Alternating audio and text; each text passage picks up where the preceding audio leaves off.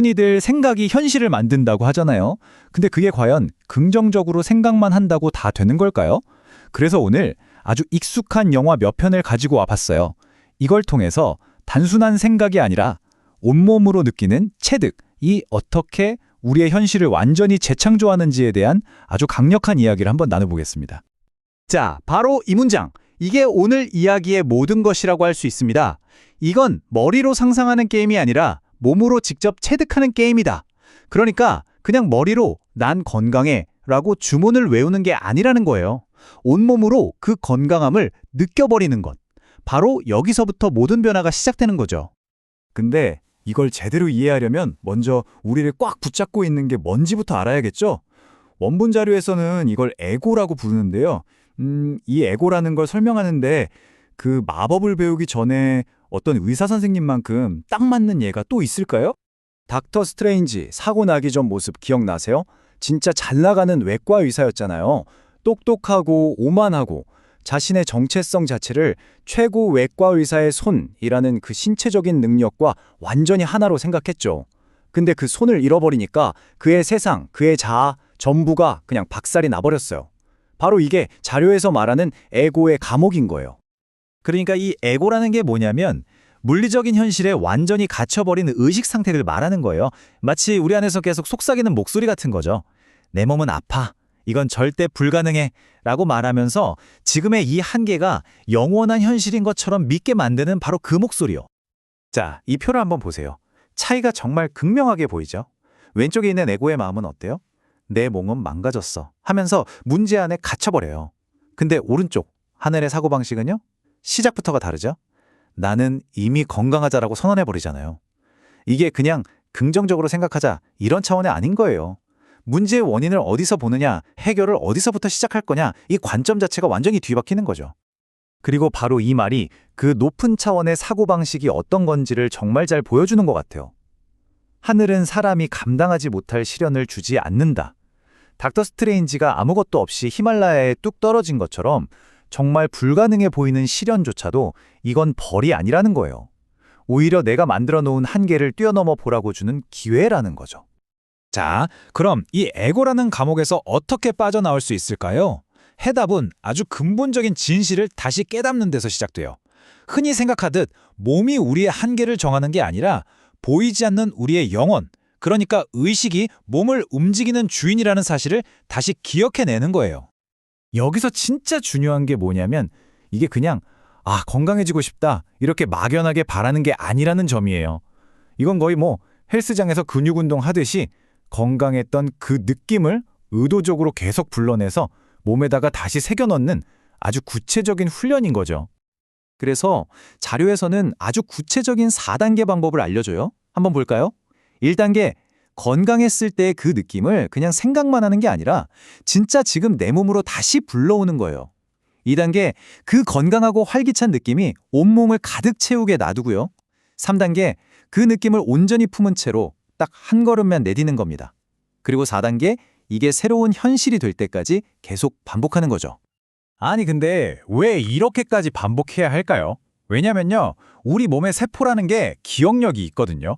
오랫동안 아팠으면 세포들은 그 아픈 상태를 그냥 자기 원래 상태라고 기억해버리는 거예요. 그 습관에 갇히는 거죠. 그러니까 이 4단계 훈련은 그 낡고 아픈 기억을 지워버리고 건강함이라는 새로운 프로그램을 우리 세포에 깔아주는 작업이나 마찬가지인 거예요. 자, 이렇게 몸으로 직접 해보는 과정이 결국 오늘 이야기의 가장 핵심적인 개념으로 이어지는데요. 그건 바로 머리로만 아는 믿음이 아니라 온몸으로, 뼛속까지 그냥 알아버리는 그런 믿음입니다. 원본 자료에서는 이걸 체득이라는 한 단어로 표현해요. 이게 무슨 말이냐면 수영하는 법을 책으로 백날 읽는 거랑 물에 딱 들어갔을 때 몸이 저절로 뜨는구나 하고 느끼는 거, 그 차이라고 보시면 돼요. 머리가 아니라 몸이 아는 거죠. 그리고 바로 이 체득이 기적을 만들어내요. 되네? 진짜 되네? 바로 이 되네? 하는 작은 성공 경험 하나하나가 내 안에 증거가 돼서 믿음을 눈덩이처럼 불리는 거예요. 몸의 경험이 믿음을 만들고 그 단단해진 믿음이 다시 몸을 더 크게 변화시키는 엄청난 선순환이 시작되는 겁니다.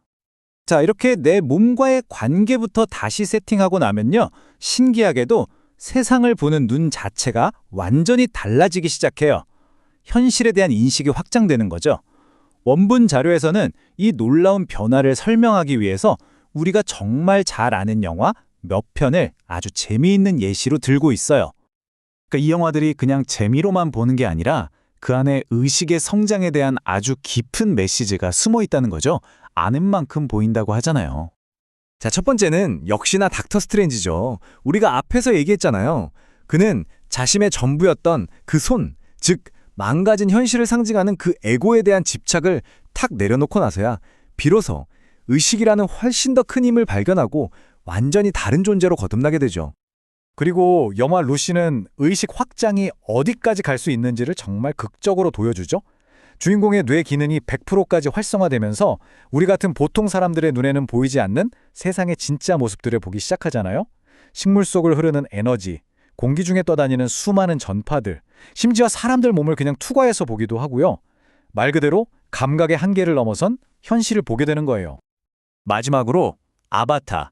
이 영화는 우리의 몸이 말 그대로 하나의 아바타일 뿐이라는 개념을 정말 잘 보여줘요. 우리의 진짜 본질, 즉 의식이 이 3차원 세상을 경험하기 위해 잠시 탑승한 일종의 탈 것, 운송수단이라는 거죠. 자, 그럼 이 모든 이야기들은 결국 우리를 어디로 데려가는 걸까요? 이 의식 확장이라는 여정의 최종 목적지는 과연 뭘까요? 이 여정의 최종 목적지는 단순히 몸이 좀 나아지는 수준이 아니에요. 그것보다 훨씬 더 근본적인 건데요.